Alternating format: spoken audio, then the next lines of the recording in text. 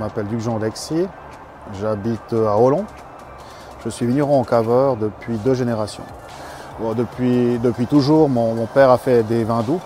Donc la malvoisie flétrie, des petites arvines légèrement douces, c'est un petit peu, on va dire, la carte de visite de notre cave.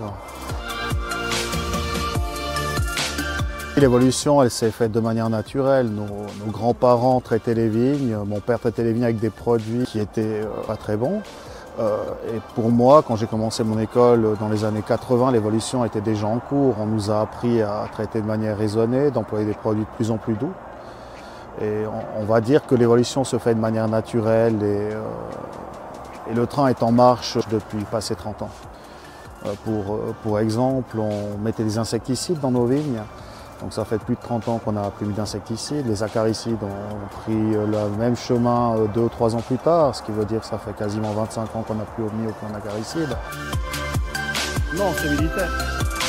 Si on traite nos vignes, si on traite nos cultures, c'est pas par plaisir. C'est un moment qui n'est pas agréable, on se lève tôt.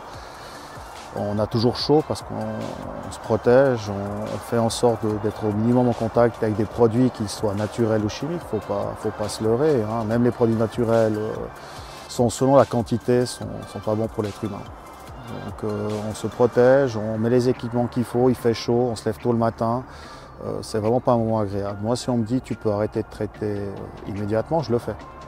Il ne faut pas croire que je vais traiter pour le plaisir. Je dis, moi, si je n'ai pas besoin de traiter, je ne traite pas. Et tous mes collègues sont de même. Les choses qu'on est obligé de traiter, en tout cas en viticulture, c'est des champignons. Comme je vous ai dit, plus d'insecticides, plus d'acaricides. Donc le mildiou et l'oïdium qui sont les principaux champignons qui nous préoccupent. Et on s'affaire sur ces champignons durant toute l'année.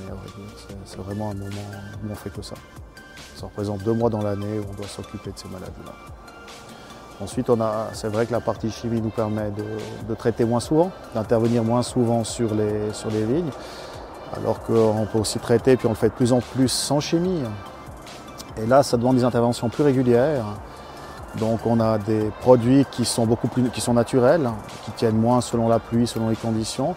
Donc des répétitions qui, à la place de se faire, on va dire, dans une moyenne de 14 jours, se font chaque 10 jours.